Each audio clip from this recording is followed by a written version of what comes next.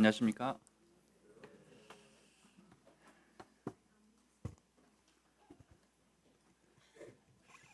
늘 예배 시간에 우리가 매주 반복되는 시간입니다만은 무척 가치 있다라는 생각이 들었습니다. 매주 하는 생각이겠지만 어떤 분들은 그것을 늘 반복되는 시간 중에 하나라고 생각하시는 분도 계시겠지만 사실은 값으로 살 수 없는 시간인 것 같아요. 우리가 그런 신분이 됐다라는 것도 훌륭한 것이고 감사한 것이고, 우리가 뭔가를 하나님을 위해서 노래할 수 있고 뭔가 그분을 기념할 수 있다는 것 자체가 우리한테는 복인 것 같습니다. 우리 전에도 제가 한두 번씩 말씀드렸듯이 우리 스포츠 경기를 보러 갈 때도 비싼 돈을 주고 가지 않습니까? 뮤지컬이나 공연을 볼 때도 우리가 15만 원, 작게는 9만 원, 그렇습니다. 좋은 공연을 볼 때는 비싸죠. 서민들이 가기엔 부담스럽습니다. 근데 그런 것과 이 예배를 비교하면 이 예배는 돈으로 살 수 없는 거예요, 사실은. 그렇지 않겠습니까? 그래서 하실 때라도 다음 주 매주 우리가 반복되는 것이지만 그때 더 집중을 하시면 더 많은 은혜가 그리고 복이 우리에게 있을 것이다라는 생각이 들었습니다. 자, 오늘은 제가 구약 성경에 있는 역대하 14장에 있는 말씀으로 함께 나누고자 합니다. 함께 14장, 역대하 14장 1절부터 한번 같이 봤으면 좋겠습니다. 역대하 14장 1절, 구약 성경 673페이지 정도 됩니다.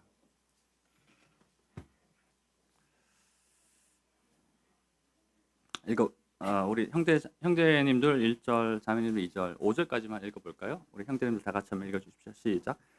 아비야가 그의 조상들과 함께 누움에 다윗성에 장사되고 그의 아들 아사가 대신하여 왕이 되니 그의 시대에 그의 땅이 10년 동안 평안하니라.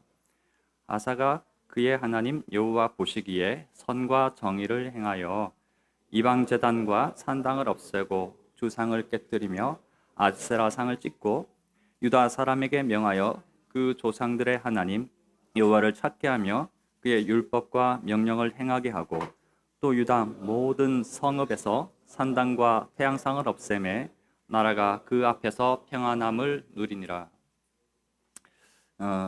이 장면과 비슷한 장면이 열왕기상에도 나와 있습니다. 열왕기상 15장에 보면 동일한 장면이 나옵니다. 아사 왕에 대해서. 제가 그 장면을 한번 읽어드리면요, 찾기가 급하니까 15장 11절에 보면 제가 열왕기상, 아사가 그의 조상 다윗같이 여호와 보시기에 정직하게 행하여 남색하는 자를 그 땅에서 쫓아내고 그의 조상들이 지은 모든 우상을 없애고 또 그의 어머니 마아가가 혐오스러운 아세라상을 만들었으므로 태후의 위를 패하고 그 우상을 찍어 기드론 시냇가에서 불살랐으나 라는 장면이 나옵니다. 아사 왕이라고 익숙하시나요? 아사 왕? 잘 모르시는 분들 계시죠? 구약 성경에 보면 수많은 왕들이 나오기 때문에 잘 모를 수 있습니다. 우리가 잘 아는 왕은 다윗 왕, 사울 왕, 솔로몬, 히스기야 이런 정도는 우리가 한 번쯤은 들어봤는데 아사라고? 라고 하는 건 잘 못 들어봤을 것 같아요. 근데 아사 왕은 사실 구약 성경에서 훌륭한 왕들 중에 한 명으로 흔치 않습니다. 그런 왕들이 흔치 않은데 이 아사 왕은 그렇게 기록되어 있어요. 금방 읽었듯이 재밌는 장면이 나오죠. 아사는 여러분 알다시피 이스라엘 왕국이 분열됩니다. 요거는 알고 계시는, 우리가 남북으로 분리가 됩니다. 북이스라엘이라는 나라와 남유다라는 나라로 분리가 됩니다. 이 아사 왕은 남유다의 왕이었어요. 북이스라엘은 다른 왕이에요. 아사의 증조부가 솔로몬이에요. 아사의 아버지의 아버지의 아버지가 이제 솔로몬 왕입니다. 그러니까 솔로몬에서 한 3대 정도 내려온 왕이라고 볼 수 있죠. 근데 아사가 자기가 왕이 되었을 때는 다윗 왕과 솔로몬 왕이 가졌던 그 이스라엘 전체의 그 치리권이 없었어요. 그렇죠. 자기는 남쪽에 있는 조그만 땅에 대한 통치권을 갖고 있었습니다. 두 부족만 여기에 참여를 했습니다. 유다 왕국에는 베냐민 지파와 유다 지파만 이 유다 왕국에 속해 있었어요. 작은 왕국이었습니다. 근데 앞에서 우리가 읽었듯이 아사가 어떤 일을 했습니까? 자기가 왕이 되자 이방 제단을 다 이제 없애고 주상을 깨뜨리고 아세라상을 찍고, 아세라는 우상입니다. 우상으로 목상이나 다른 금이나 쇠붙이로 만든 그런 신상을 다 제하는 그런 개혁을 시작합니다. 왕이 되자마자. 그리고 율법을 지키게 하고 백성들로 명령을 따르게 합니다.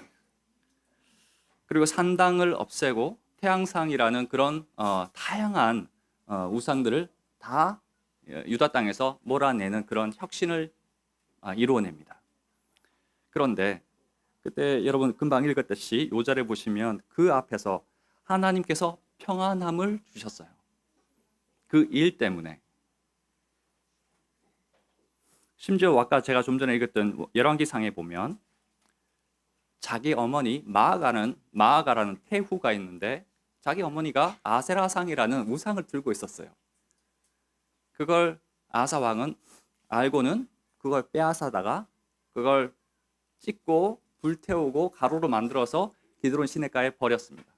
그리고 그 태후에 그 자리도 폐위를 시켜버려요. 자기 어머니를. 굉장한 개혁을 시작했죠. 사실 이게 쉬운 건 아니거든요. 왜냐하면 우리에게 익숙한 그런 관행이나 관습들이 있어 왔는데 그 문제를 인식하고 그것을 개선하고 개혁하는 데는 엄청난 에너지가 필요합니다. 또 재밌는 것은 생각해 볼 것은 이스라엘 땅에, 이 유대 땅에 그렇게 우상들이 많았다라는 거예요. 유대인들은 누굽니까? 하나님의 선민이잖아요. 이스라엘이 그 출애굽해서 수많은 기적들을 경험했고 십계명을 받았고 또 하나님의 그 능력 때문에 그 땅을 차지했던 그 민족인데 이제 솔로몬 이후에 그 땅에 우상들이 만연해 있는 것을 이 장면을 보면서 알 수가 있어요. 그 좋았던 그 승리의 이스라엘 민족이, 이 유대 민족이 어떻게 이렇게 이방인들처럼 우상에 종속되는 그런 삶을 살 수 있었을까? 재미있는 부분입니다. 우리한테는 그런 우상이 없을까요? 우리에게도 분명히 제가 말씀드리는 그 우상이라는 걸 쇠붙이를 우리가 갖고 다니면서 거기에 기도하시거나 산당이나 이런 데다가 제사 지내거나 이런 것은 전혀 없을 겁니다. 그리스도인들한테는. 그러나 우상이라는 것의 특징은 우리 마음을 하나님을 향해야 될 그 마음을 대체시키는 것이 우상의 기능이거든요. 내가 하나님께 향해야 될 그곳, 내가 하나님의 얼굴을 찾고 그분의 이름을 구해야 되는데 하나님을 찾지 않고 우상에게 그것을 구하는 거죠. 이것이 우상입니다. 이 당시의 사람들은 그것이 형체가 있었어요. 실물이 있었습니다. 산당이든 태양상이든 아세라상이든 그런 것을 갖고 거기다 빌었어요. 하지만 우리는 보이지도 않는, 형체는 없지만 우리가 실질적으로 우리의 소망을 두고 있는 어떤 것이 있습니다. 하나님 외에. 만약에 그런 것이 있다면 그것이 우리에게 우상이 된다 라는 것을 알게 됩니다.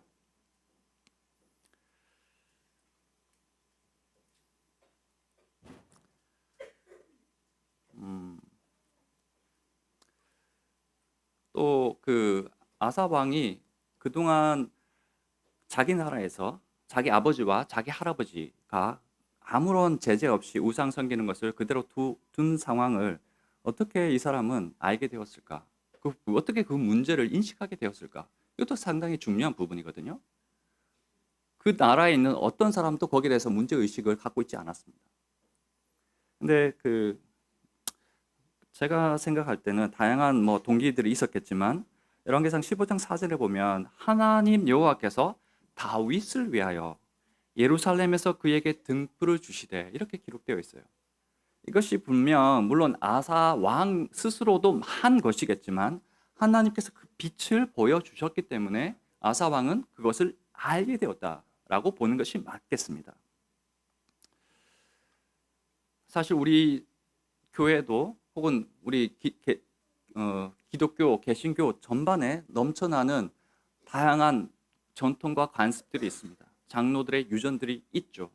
해왔던 습관들이 있습니다. 그것을 우리가 성경으로 돌아가기 위해서는 쉽지 않은 그런 저항들이 발생합니다. 예를 들면 장로교회에 계시는 분들에게 우리 물침례를 이제 주는 것이 성경적입니다라고 하면 어떻게 받아들이겠습니까? 쉽지 않겠죠. 그 목사님이 쫓겨날 수도 있습니다. 혹은 머리에 수건을 써야 됩니다 라고 누군가가 성경적인 교회가 이런 것입니다 라고 얘기할 것 같으면 그분도 성경에는 분명히 그렇지만 그건 그 나라의 그 당시의 문화였어요. 요즘 남녀 차별이 이렇게 없는 그런 시대를 사는데 어떻게 그런 짓을 합니까? 교회 안에서. 누군가는 그런 얘기를 할 수가 있습니다. 하지만 그런 저항을 지금 우리는 사실은 용기가 없고 힘이 없어 잘 하기 힘들겠지만 또 우리는 다행스럽게도 그러한 좋은 전통들을 갖게 되었지만 실제로 그것을 구현해내는 것은 상당히 어렵습니다. 우리가 19세기 초에 돌아가서 형제운동이 일어났던 그 시절에 우리가 그 사람이었다면 그 냉랭한 그 기존 교회에서 따로 나와서 순수한 교회의 모임으로 시작하는 것은 대단한 용기와 힘이 필요했던 거죠. 사실은 우리에게도 사실은 지속적으로 이러한 성경으로 돌아가고자 하는 노력이 필요한 겁니다. 남부교회도 사실은 계속해서 우리도 조금씩 잘하고 있는 것을 여러분 보십니까? 저는 그렇다고 생각해요. 우리가 조금씩 잘하고 있다. 완전한 그런 최성숙의 단계는 아니겠지만 과거보다는 우리가 조금씩 잘하고 있다라는 생각이 들었습니다. 우리가 구원받고 얼마 되지 않는 상태에서는 비록 내가 생명이 있는 사람이지만 나 중심적인 신앙생활을 할 때가 많습니다. 그리고 교회에 나와서 하는 여러 가지 일들이 행사 중심으로 움직이는 경우가 많습니다. 일을 하기 위해서 교회에 온다는 거죠. 우리가 어릴 때는 그런 일들을 했었습니다. 그리고 어떤 일을 하거나 또 나 중심적인 신앙생활을 한다는 것은 내 영광, 내 자랑, 내 나팔을 부는 그런 일들이었죠. 그건 우리가 어릴 때 그런 일들을 합니다. 하지만 우리가 성숙하고 조금씩 나 자신을 알고 하나님을 알게 될 때는 그런 옛일을 다 벗어버리고 새로운 나, 교회를 중심으로 공동체 중심으로 우리가 살아가게 되고요. 그 다음에 행사나 일 중심이 아니라 사람 중심의 어떤 그런 신앙생활을 하게 됩니다. 그리고 나의 영광이 아니라 하나님의 영광과 교회의 기쁨과 성도들을 세워주고 온전하게 하는 일에 우리가 힘을 쏟게 되는 거죠. 그것이 기쁨이 되는 것입니다. 그것이 성숙한 사람들이 해야 되는 일이죠. 그리고 또 우리가 이렇게 되는 그 원동력은 무엇일까요? 우리가 성숙하게 되는 것은 우리가 하나님을 알아갈 때 그렇게 됩니다. 그거 모르면 끝까지 나는 나 자신을 속이는 그런 사람이 되는 거예요. 내가 가진 소유가, 내가 가진 이 물질이, 돈과 재물과 건강이 나만의 것이다. 온전히 나로부터 나왔다. 라고 생각할 것 같으면 아깝죠. 주는 것이. 그것이 아니라 우리는 하나님의 은혜로 우리가 받은 것이다 라고 생각할 것 같으면 우리가 그것을 청지기로서 갖고 있는 것이다. 잠시 내가 그것을 위임받은 그런 사람이다 라고 생각할 것 같으면 우리 생각은 바뀔 겁니다. 그래서 과거에 우리가 어린 시절에 그리스도인으로서 어린 시절에는 의무적이고 냉랭한 교회 생활을 해왔다면 이제는 자원하고 자발적이고 따뜻한 교회를 위해서 우리가 생활을 할 겁니다. 그리고 그전에는 우리가 교회를 기계적이고 죽어있고 굉장히 딱딱한 냉랭한 곳으로 생각했다면 이제는 따뜻하고 유기체로서 그리스도의 몸된 살아있는 교회로 우리가 교회를 인식하게 될 것입니다. 그런 것이 이루어진다면 앞으로 계속 우리 교회는 하나님 앞에서 훌륭하고 아름다운 교회가 될 것이라고 저는 생각을 합니다. 자, 아사 왕은 이렇게 혁파를 했습니다. 자기 나라의 모든 우상들 다 제하기 위해서 노력을 했죠. 그 결과 아사 왕이 다스리는 이 유다 땅은 10년간 평화를 누립니다. 이 당시에는 주변에 여러 나라들이 많았죠. 서로 침략하고 노력하고 방어하고 그렇습니다. 그런데 10년간 아무 일이 없이 평화의 시절을 이제 만끽하게 됩니다. 아사 왕은. 저는 그 다음 페이지로 넘어가기 전에 한 가지 생각해 볼 것은 하나님은 왜 우상을 미워하실까? 생각해 보신 적 있나요? 성경에는 물론 우상을 나 외에 다른 신을 섬기지 말라라고 십계명에 당연히 나와 있기 때문에 그렇겠죠. 근데 그 동기가 무엇일까요? 왜 하나님은 우상을 섬기지 말라고 할까? 욕심쟁이니까? 자기만 영광을 받기 위해서? 그렇게 생각하는 경향이 우리가 있습니다. 하지만 제가 생각하는 것은 다른 데 있습니다.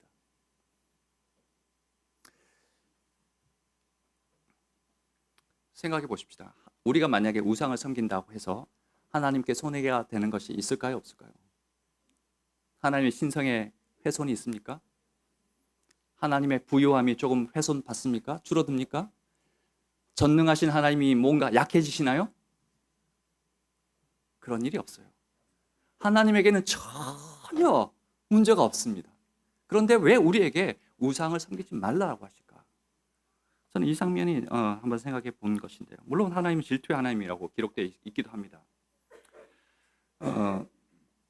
우리가 사랑의 하나님이시잖아요. 사랑의 하나님은 사랑을 주시는 하나님이신데 사랑이라는 그 속성 자체가 관계적인 것입니다. 사랑은 주고 받는 것이죠. 그래서 하나님께서는 주신 사랑에 대해서 뭔가 리턴이 되길 바라세요. 내가 준 사랑을 확인하고 싶고 알고도 싶고 그런 것이죠. 그런데 이 우상은 우리가 하나님께 드릴 그 사랑을 싹 뺏어가는 그런 존재입니다. 그렇기 때문에 하나님 싫어하세요. 그리고 이 우상은 우리가 하나님과의 그 관계를 좋은 관계를 유지할 수 없도록 만들어져요. 하나님과 거리를 멀리 떨어뜨립니다. 그래서 인간의 타락과 우리 자신들을 파괴하는 일을 우상이 하고 있어요. 그렇기 때문에 하나님 싫어하세요. 또 하나, 하나님의 궁극적인 목적은 하나님의 궁극적인 인간을 향한 목적은 인간의 기쁨과 평안입니다. 인간의 행복이라는 거죠. 하나님 자신도 행복하시겠지만 우리 인간이 행복하는 것을 하나님이 기뻐하신다는 거예요. 이걸 우리가 놓치지 말았으면 좋겠습니다. 하나님은 항상 주시고 베푸시는 그런 하나님이신데 우상은 그런 하나님의 그 기능을 제한합니다. 우리가 우상을 섬길 때 하나님으로부터 받아야 될 그 축복을 못 받게 되는 거죠. 그렇게 되면 하나님이 주셔야 되는 그런 속성인데 줄 수가 없어서요. 그렇기 때문에 하나님은 우상을 가증하게 여기세요. 왜? 인간의 행복과 기쁨을 방해하는 존재이기 때문에 그렇습니다. 그래서 우리 마음속에 어떤 잘못된 우상이나 잘못된 하나님을 대체하는 어떤 것이 있다면 그것을 여러분 잘 아시고 대체해 주시길 바랍니다. 우리 14장 9절부터 11절을 한번 읽어볼까요? 역대하 14장 9절에서 11절 그 다음 장면인데요. 한번 우리 형제님들 한번 읽어 주시겠습니까? 9절 10절을 시작. 구스 사람 세라가 그들을 치료하여 군사 100만 명과 병거 300대를 거느리고 마레사에 이르매 아사가 마주 나가서 마레사의 스바다 골짜기에 전열을 갖추고 11절을 자매님 한번 읽어주세요. 시작. 아사가 그의 하나님 여호와께 부르짖어 이르되 여호와여 힘이 강한 자와 약한 자 사이에는 주밖에 도와줄 이가 없사오니 우리 하나님 여호와여 우리를 도우소서. 우리가 주를 의지하오며 주의 이름을 의탁하옵고 이 많은 무리를 치려 왔나이다. 여호와여 주는 우리 하나님이시오니 원하건대 사람이 주를 이기지 못하게 하옵소서 하였더니 네. 금방 자매님들이 읽으신 11절은 매우 유명한 구절입니다. 성경에서. 많은 분들이 좋아하시는 구절이에요. 좀 전에 10년간의 평화의 시절이 있었다고 제가 말씀을 드렸습니다. 유다 왕국에. 한데 11년째 되던 해에 구스는 어디죠? 아프리카, 이티오피아, 이집트 뭐 이런 남쪽 지방에 있는 사람들이 100만 명이라는 큰 군대를 이끌고 연합국 정도로 생각됩니다만은 유다 왕국을 침략하기 위해서 올라왔어요.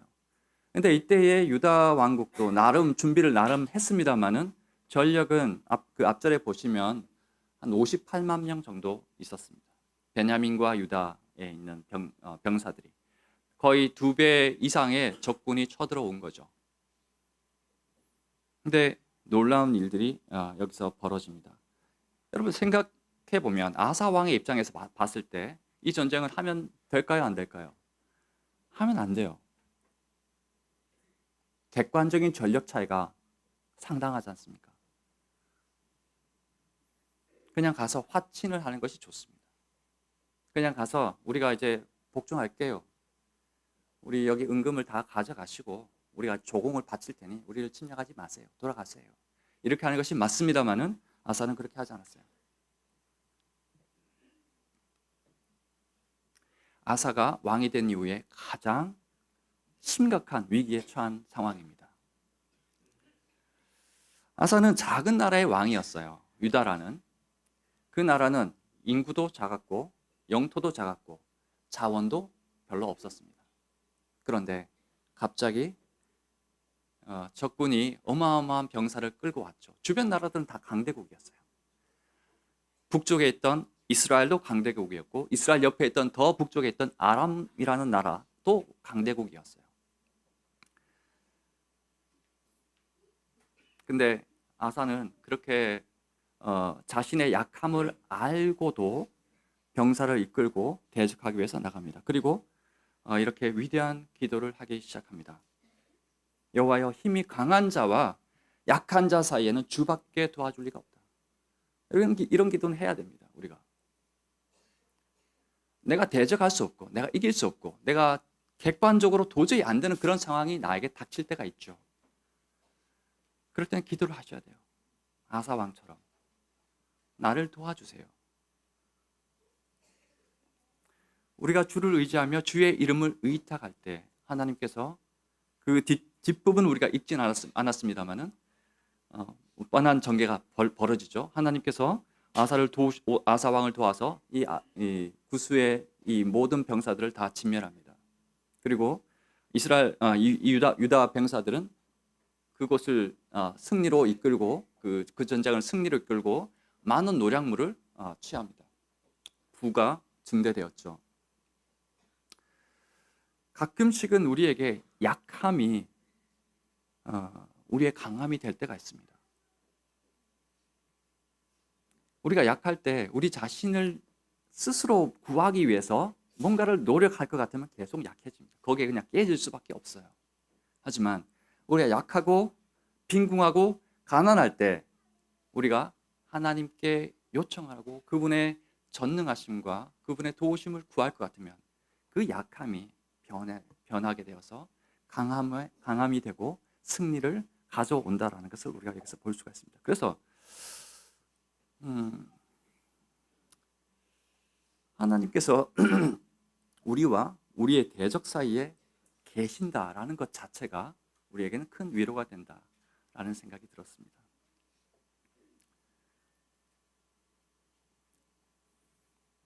또 하나 생각해 볼 것은요. 구약 시대에는 이런 하나님과 관계를 가질 수 있던 신분들이 정해져 있었어요. 나름 하나님께 구하고 기도할 수 있는 사람들이 성경에 우리가 누구 있었습니까? 많았죠. 많긴 하죠, 그죠? 이스라엘 지도자, 족장들, 아브라함, 이삭, 그다음에 야곱, 그다음에 모세, 우리가 다들 유명한 믿음의 거장들입니다. 혹은 제사장들이 하나님께 구할 수 있었습니다. 혹은 선지자들이 하나님께 구하고 응답을 받고 백성들에게 말씀을 전했습니다. 또 여기 나와 있는 아사 왕처럼 왕들이 하나님과 기도를 할 수 있는 그런 장면. 물론 백성들도 기도를 했겠지만 성경에는 그런 기록이 잘 없습니다. 일반 백성들이 했다라는 것은. 오늘 우리 2024년에 사는 우리는 선지자도 아니고 왕도 아니고 제사장도 아니에요. 우리는 그냥 평범한 민초들이지 않습니까? 우리는 이들보다 위대한 업적을 나눈 것도 아닙니다. 그들보다 지식이 많았던 것도 아니고 경험이 많았던 것도 아닙니다. 그런데 우리에게도 그들 못지않게 하나님과 관계를 갖게 되는 그런 특권이 우리에게 주어졌다는 것은 그 자체가 우리에게 복이라는 거죠. 우리가 하나님을 알게 되었다는 것이 우리에게 복이고 하나님께 구할 수 있고 우리가 그분의 도움을 요청할 수 있다는 것이 우리에게 행복인 것입니다. 그래서 그것이 가능하게 되었던 것은 예수 그리스도 그분의 공로, 그것 빼고는 우리가 자랑할 것이 없어야 돼요. 우리가 약함을 자랑하는 것은 우리를 위해서 그 모든 고통을 다 겪으시고 우리로 하나님의 자녀가 되게 하기 위해서 그것을 감수하신 예수 그리스도의 은혜가 있었기 때문에 우리가 약함도 자랑하고 우리의 강함도 자랑하고 우리의 부요도 자랑할 수 있고 가난함도 자랑할 수가 있습니다. 자, 그럴 때 아사 왕은 하나님께 이렇게 기도를 드렸고 하나님은 거기에 응답으로 이 아프리카에서 들어왔던 그 적군들을 다 진멸하고 이제 이스라엘에게 또 다시 이제 평화의 시절을 줍니다. 그 다음 장면이 우리가 역대하 15장인데요. 상당히 긴 본문이라 제가 읽지는 않겠습니다. 15장 전체적으로 어떤 내용이 있냐면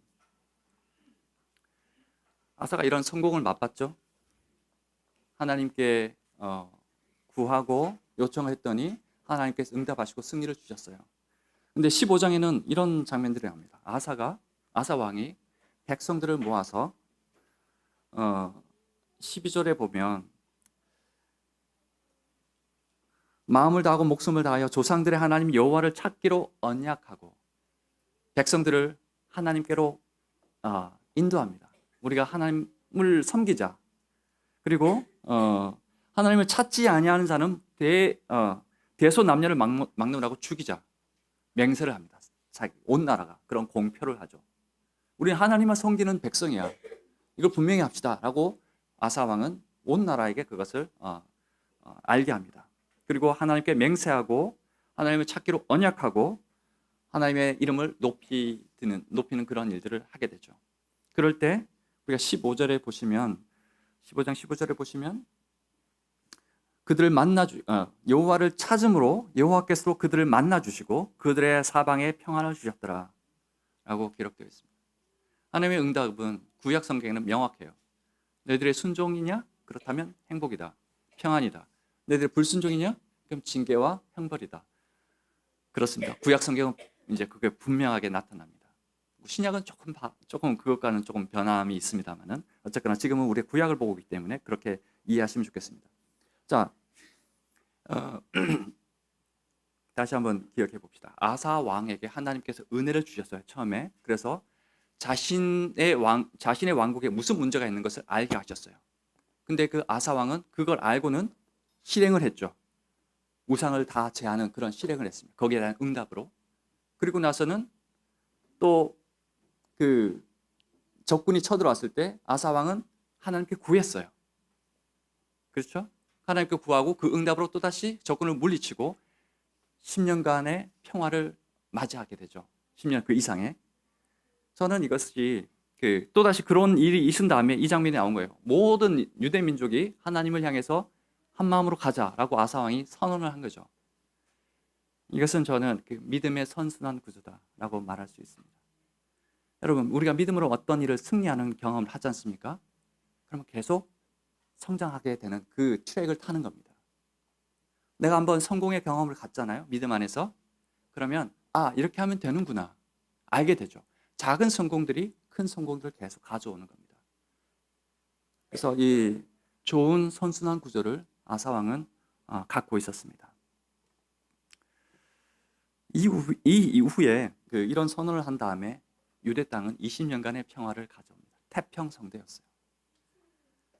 백성들은 아주 평화롭게 살았습니다. 외적의 침입을 전혀 무서워하지 않고 아주 평안한 삶을 살게 되었습니다. 이 전쟁의 시기에도.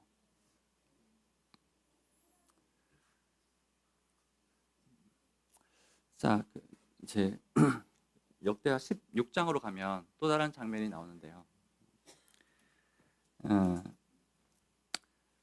제가 역대하 16장 1절, 2절, 3절을 빨리 한번 읽어보겠습니다. 아사왕 제36년에 이스라엘 왕 바하사가 유다를 치러 올라와서 라마를 건축하여 사람을 유다 왕 아사에게 왕래하지 못하게 하려 한지라. 아사가 여호와의 전 곳간과 왕궁 곳간에 은금을 내어다가 다메섹에 사는 아람 왕 베나닷에게 보내며 이르되, 내 아버지와 당신의 아버지 사이와 같이 나와 당신 사이에 약조하자. 내가 당신에게 은금을 보내노니 와서 이스라엘 왕 바하사와 세운 약조를 깨뜨려 그가 나를 떠나게 하라 하며. 아사가 변했어요. 우리가 금방 읽었다시피 아사가 자기가 왕이 된 지 36년 만에 또 다른 위기를 맞이하는데요. 어떤 위기입니까? 북쪽에 있는 이스라엘 왕 바하사가 국경 근처에 라마라는 그 도시에 전진 기지를 구축한다라는 소식이 들렸습니다. 그 전진 기지는 왜 구축합니까? 유다 땅을 침략하기 위해서. 곧 있으면 전쟁이 임할 것이다 라는 것을 아사는 알게 되었어요. 그런데 과거에 20년 전, 25년 전에 아사 왕과 같은 그런 조치를 취하지 않습니다. 이게 안타까운 현실입니다. 어떤 일을 했습니까? 아사 왕은 하나님께 구하기 전에 아람 왕, 북이스라엘 옆에 있는 강대국이었어요. 아람 왕, 지금의 시리아예요. 우리 뉴스에 종종 보시는 시리아 있지 않습니까? 최근에 그 나라도 지금 난리죠. 이 시리아는 최근에 한 약 2주 전에 원래 그 나라에 반군이 있었는데 그 반군이 정부를 점령했어요. 그래서 정부군이 다 패망해서 도망가고 아사드라는 그 대통령은 러시아로 망명하게 도망가게 되는 그런 상황이 지금 현재 벌어져 있습니다. 그래서 이스라엘은 지금 이 시기가 기회다 하면서 지금 시리아를 맹공격하고 있어요. 시리아가 미워서라기보다 이란을 미워하기 때문에 그렇습니다. 지금은. 근데 그 시리아가 지금 여기 아람 왕이거든요. 아람 왕 베나닷에게 아사가 무슨 일을 줍니까? 약조를 하자 우리가. 내가 은금을 줄 테니. 그 은금은 왕궁에 있는 은금뿐만 아니라 하나님의 성전에 있는 은금을 다 내어다가 아람 왕에게 바칩니다. 그 뒤쪽에 쭉 읽어보시면 아람 왕은 거기에 응답해서 이스라엘 북쪽을 공격합니다. 그러면 이스라엘 왕국은 남쪽에 와 있던 이스라엘 그 전진기지를 만들려고 했던 그 이스라엘 병사들은 다시 위쪽으로 올라갈 수밖에 없겠죠. 방어를 하기 위해서. 그런 일들을 이제 하게 되고 아사 왕은 다행히도 자신의 빛나는 외교술 때문에 이 위기를 모면합니다. 아사 왕은 어떻게 생각했을까요? 역시 난 잘했어. 이렇게 생각했을 겁니다. 왜냐고요? 성공을 했잖아요. 결과가 나왔잖아요. 적군을 물리쳤잖아요. 전쟁 없이. 물론 돈은 다 많이 뺏겼습니다만. 근데 16장 7절에 제가 읽어보겠습니다. 그때 선견자 하나니가 유다 왕 아사에게 나와서 그에게 이르되, 왕이 아람 왕을 의지하고 왕의 하나님 여호와를 의지하지 아니하였으므로 아람 왕의 군대가 왕의 손에서 벗어났나이다. 그때 선지자는 아람 왕에게 와서 이것이 잘못된 일입니다 라고 지적을 하고 뉘우치길 바랬습니다. 그런데 아사는 10절에 보시면 아사가 노하여 선견자를 옥에 가두었으니 이는 그의 말에 크게 노하였음이며 그때의 아사가 또 백성 중에서 사람을 학대하였더라. 아사 왕은 자기가 위기에 처했을 때 하나님을 의지하는 것 대신에 아람 왕을 의지했어요. 베나닷, 당신은 강대한 나라니까 나를 도와주세요. 하나님을 찾지 않고 하나님의 얼굴을 구하지 않고 그의 이름을 부르지 않았습니다. 어떻게 이렇게 될 수 있었을까? 이 신실했던 아사 왕이, 그 성공의 경험을 했던 그 아사 왕이, 믿음의 선순환 구조에 들어갔던 그 아사 왕이 어떻게 이렇게 믿음에서 떨어졌을까? 제 나름대로 생각한 것은 20년의 이 평화의 시절이 아니었나라는 생각이 들었어요. 20년간 너무 평화로웠어요. 태평성대였지 않습니까? 그 20년 동안에 아사 왕은 또 다른 작은 경험을 했을 거예요. 어떤 경험이냐면 하나님 없이 내가 어떤 계책이나 술책이나 정책을 펼쳐서 백성들이 행복해지는 그런 경험을 했을 겁니다. 작은 것에서부터 시작했을 겁니다. 처음에는. 그러다 보니 그 성공의 경험을 아사왕은 했을 거예요. 추측입니다. 성경에 나와 있는 건 없습니다. 우리도 사실은 살다 보면 아무 일 없고 평화롭고 모든 것들이 다 잘 된다라고 생각될 때 우리 마음을 놓칠 때가 있어요.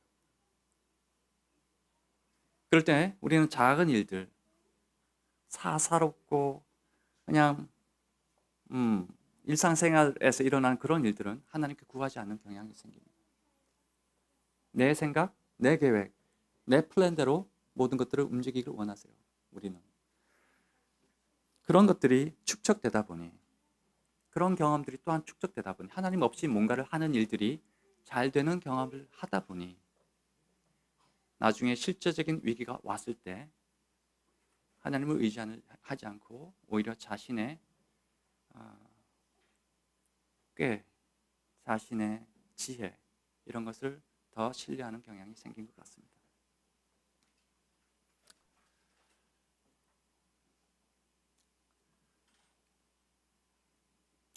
그래서 여기서 우리가 좀 생각해 봐야 할 것은요. 그 전에 아사 왕은 선지자 하나니를 자신에게 경고하는 이 하나니를 옥에까지 가두죠. 그 말은 자신의 잘못이 무엇인지를 알았다 몰랐다? 몰랐다는 거예요. 끝까지. 우리 다윗 왕은 처음에 이런 지적을 받았을 때 다윗은 회개합니다. 바세바의 사건 때문에 자기가 선지자에게 지적을 받을 때 회개합니다. 근데 아사 왕은 그까지는 못 미쳤던 것 같아요. 자신에게 나쁜 소리하고 자신을 반대하는 이 선지자를 옥에 가두고 끝까지 자신의 죄를 뉘우치지 않습니다. 우리 신앙에 보면, 우리 그리스도인들 가운데도 보면 처음에 훌륭하게 시작했던 분들이 나중에 가면 이상하게 역변하시는 분들이 계세요. 처음에 그 훌륭한 믿음의 업적들이 점점 없어지고 굉장히 인간적이고 굉장히 세속적인 그런 것을 추구하시는 분들이 발생하게 됩니다. 그런 걸 보는 것은 안타까운 일입니다. 우리 교회도 역시 마찬가지입니다. 우리가 성령님으로 시작을 한 교회지 않습니까? 오래전부터 우리를 이끌어 주시고 우리를 다스리시고 교회의 머리 대신 그리스도를 우리가 지금 붙잡고 있습니다. 살아계신 예수 그리스도의 몸된 교회로, 유기체로서의 생명이 있는 교회로 우리가 이제 살아가고 있단 말이죠. 그러나 이것이 계속 반복되고 태평성대가 우리에게 이루어진 이후에 우리 마음이 계속 그렇게 지켜질지는 저는 잘 모르겠어요. 우리가 그렇기 때문에 우리 스스로를 경계하고 우리 스스로를 단속할 필요가 있다라는 생각이 들었습니다. 처음과 끝이 일관되게 잘하는 그런 교회가 되길 바라요. 근데 처음은 창대하다가 끝은 미약하신 분들이 계십니다. 우리는 그렇지 않고 우리 처음은 미약했지만 지금 굉장히 미약한 상태이지만 앞으로는 더 훌륭한 하나님의 교회가 되길 우리 모든 성도님들과 함께 만들어가길 바랍니다.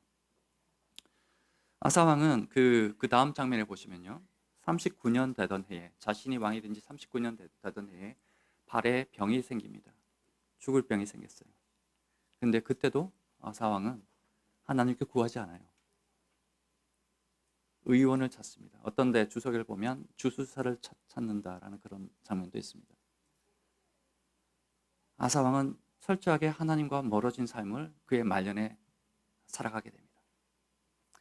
이것을 저는 불신의 악순환이다라고 말하고 싶어요. 우리 과거의 아사왕은 믿음의 선순환 구조를 갖고 있었죠. 하지만 한번 불신의 그 악순환 속으로 들어가게 되면 계속해서 자신의 의지, 자신의 계획, 자신의 힘과 노력으로 어떤 문제를 해결하기 위해서 고군분투하게 된다는 것이죠. 하나님은 어디 간 데 없어요. 형식적으로만 하나님을 구할 수 있겠죠. 이런 믿음의 악순환에 들어가 있던 아사왕은 불행하게도 그 발에 있는 병 때문에 41년 만에 죽습니다. 그리고 그의 아들이 이제 왕이 되는 그런 일들 그 다음 장면에서 우리가 볼 수 있는데요. 우리가 처음을 굉장히 우리가 훌륭하게 시작을 했지만 나중에 부끄럽지 않은 그런 교회가 되기 위해서는 우리 스스로를 계속해서 살피고 하나님과의 그 관계를 계속해서 순수한 마음을 버리지 말아야 된다라는 생각이 들었습니다. 우리가 종교개혁이 있은 지 지금 500년이 지났어요. 많이 지났죠. 500년이면 세월이 몇 번 바뀝니까? 수많은 일들이 벌어졌습니다. 종교개혁 이후에. 종교개혁 때 종교개혁자들이 했던 구호가 있습니다. 오직 성경으로 돌아가자라는 거죠. 그 전에 천주교회는 성경이 유일한 진리가 아니었죠. 성경 플러스 교황님의 말, 이것이 진리였습니다. 그리고 교회의 관습이 진리였어요. 그런데 종교개혁자는 오직 성경으로 돌아가야 된다.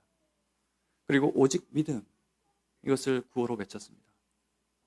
행위가 아니라, 우리의 노력이 아니라, 면접으로 우리가 구원받는 것이 아니라 오직 믿음으로만이 우리가 구원받는다라고 그 사람들이 외쳤습니다. 또 하나 더 있어요. 오직 은혜. 오직 은혜로 우리가 살아가는 것이야 라고 그 사람들은 외쳤어요. 이 세 가지. 오직 믿음, 오직 성경, 오직 은혜. 이 세 가지를 외치면서 온 유럽이 종교개혁의 그 파도를 다 겪게 되죠.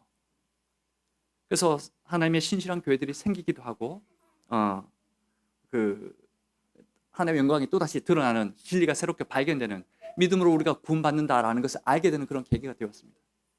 근데 500년이 지난 현재의 우리 개신교회는 어떤가 보십시오. 굉장히 세속화되어 있습니다. 교회들이. 요즘은 오히려 오직 돈, 교회들이 오직 학벌, 뭐 좋은 신학교 나오길 바라고, 그렇죠? 오직 사회적 지위, 이런 것을 더 소중하게 여기는 교회가 된 게 아닌가라는 생각이 들어서 안타까움을 금할 수가 없습니다. 그러나 우리도 그렇게 아사왕과 우리 다른 여타의 교회들과 같이 그런 순수함을 버리는 것이 아니라 계속해서 그것을 유지하는 그런 은혜가 우리에게 계속 있기를 저는 바랍니다. 그래서 세상의 지혜나 자기의 꾀나 자기의 방법, 세상의 힘을 의지하는 것이 아니라 하나님께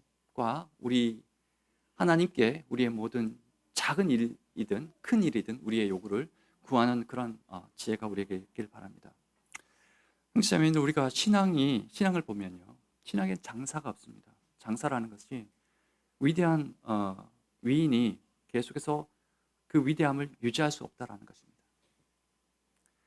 한때는 위대했지만 한때는 또다시 침륜에 빠지는 경험을 우리가 하기도 합니다. 그래서 과거의 영광에 사로잡혀서 과거에 난 이랬지, 과거에 우리 교회는 이랬지, 여기에 매몰되어서 지금의 나를 돌보지 않는 분이 계시다면 그 마음을 지금은 돌이켜야 될 때가 아닌가 싶어요.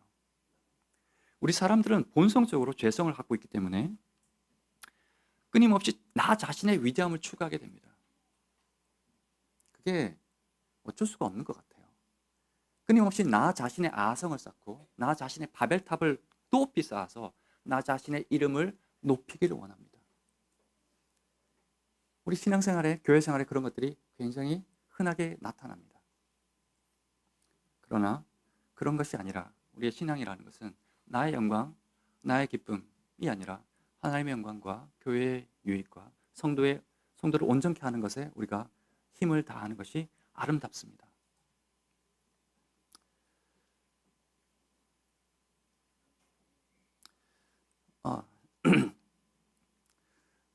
우리가 가끔씩 보면 퇴임을 앞둔 그 선교사분들, 그리고 목사님들, 그 전임 사역자들, 이런 분들이 경제적으로 매우 곤란한 상황에 있다 보니 노년에 그분들이 굉장히 안타까운 간증들을 할 때가 있습니다.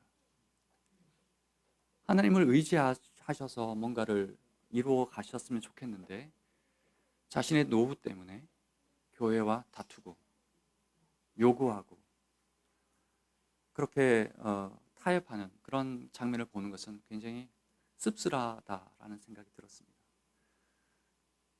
공급하신 하나님이신데,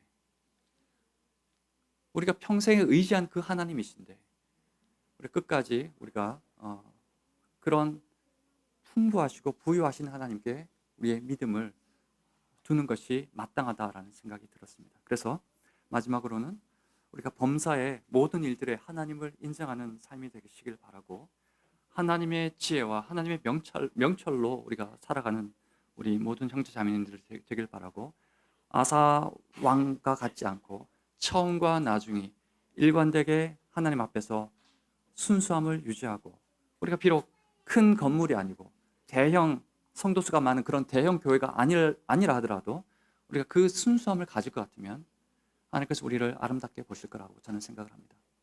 우리 그런 교회가 되길 바라고 우리 다 같이 기도하고 마치겠습니다. 하나님, 저희가 오늘 아사 왕을 통해서 하나님께서 어떻게 그를 도우시고 어떻게 그를 평화롭게 하셨고, 또 그가 말년에 어떻게 그의 좋은 자리에서 물러나게 되었는지를 공부하게 되었습니다.